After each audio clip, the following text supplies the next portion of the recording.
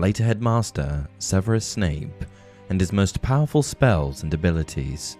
Now, one thing that I want to mention right out of the gate is that Snape is one of the most powerful wizards in the wizarding world, and what was most impressive about him is that he wasn't even that old when he died.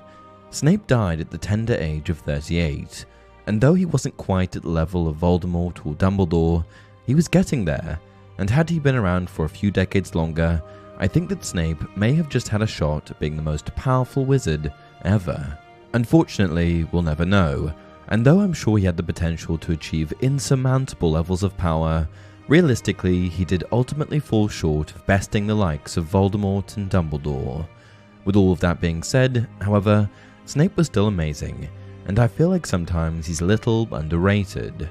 Throughout the series, time and time again, Snape showcases spells and abilities that are difficult to conjure and often unique.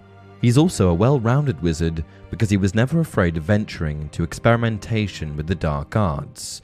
He knows the good spells and the more sinister spells. He knows it all. Snape is a testament to what can be achieved if you're really dedicated to something. As a student, Snape always had his head in the books, continually learning and progressing.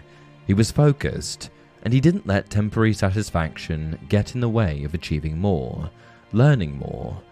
Though he had a segue down a dark path, the result of bullying and the loss of his friendship with Lily, Snape only used his hatred for the Marauders as fuel.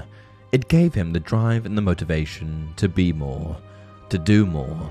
And today, we're going to be diving in and looking at Snape's 5 most powerful spells and abilities. Let's get started. Number 5, Sectum Sempra. Coming in at number 5 on the list is Snape's very own spell, Sectum Sempra. We first see Sectum Sempra in the films when Harry uses it on Malfoy in The Half-Blood Prince. Sectum Sempra is a vicious dark curse that acts like an invisible sword, causing lacerations, hemorrhaging, and cuts upon its target. Often after being struck, the target will lay there motionless as they lose blood. It is somewhat of a specialty of Snape's, and is featured in his textbook for advanced potion making. The only treatment for Sectum Sempra is Vulnera Senentor, which was possibly also invented by Snape. What's so dangerous about Sectum Sempra is that it was seemingly easy for Harry to cast, but still nearly killed Draco Malfoy the first time that he used it. While the unforgivable curses require intent and an understanding of the spells to effectively cast them, Sectum Sempra seemingly doesn't require the same level of intent or deep understanding, but still produces the same lethal results. I think that the only thing that sets Snape's spell apart from the traditional unforgivable curses, Crucio, Avada Kedavra, Imperio, is that it has a counter charm.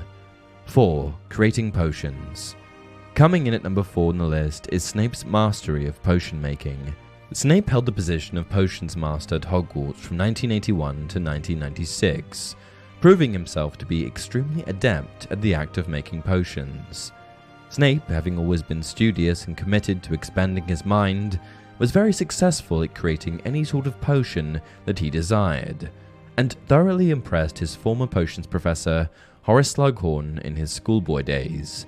In fact, he was so adept, and in such a league of his own, that Snape basically rewrote a lot of the instructions in his potions textbook, the same textbook that Harry later acquires. When Harry Potter first attends Slughorn's class, he hits the jackpot and finds the former textbook of Snape, The Half-Blood Prince. At first, this was just a regular textbook to Harry, but as he began to flip through it, he noticed a few peculiarities, the first thing being the inscription by its former owner. This book is the property of the Half-Blood Prince.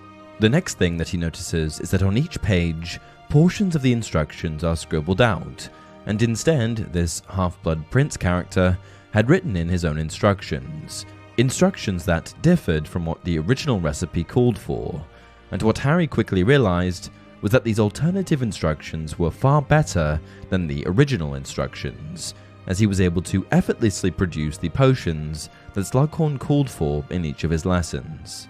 The book was like having cheat codes to all of the potions lessons, and by following the instructions in the book, Harry was able to thoroughly impress Slughorn.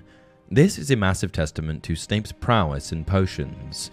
Hogwarts had been around for over 1,000 years, and the potions textbooks were written by skilled potioneers, but Snape had still managed to improve them. For the rest of the year, Harry continued to follow the Half-Blood Prince's instructions wherever they deviated from the original author, Libatius Borage, and it resulted in Slughorn raving about his abilities.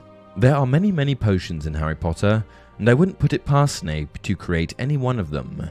Powerful potions include Veritaserum, which is essentially a truth potion, Felix Felicis, or liquid luck, which grants unusually good luck, and Mortentia, which gives the drinker a powerful obsession or infatuation with the giver of the potion, and Polyjuice Potion, which allows the drinker to assume the appearance of someone else. Snape could do them all. 3. Unsupported Flight. Coming in at number 3 is of course Unsupported Flight, or the ability to fly. The only other known witch or wizard known to fly without a charm of some sort is the Dark Lord himself, Voldemort. This achievement is extremely uncommon and is the sign of a truly powerful witch or wizard. J.K. Rowling is reported to have stated that all wizards have the power of flight innately, but that the vast majority need a broom to achieve it. In the case of Snape and Voldemort, they're just so focused and powerful that they're able to channel the power to fly unsupported, harnessing the energy through themselves rather than the broom. Flying can come in handy in many different circumstances, allowing you to get away quickly or pursue a target with ease. Unsupported flight should not be confused with levitation, which doesn't work on humans, and only allows objects to fly a few feet above the ground. 2. Spell Creation.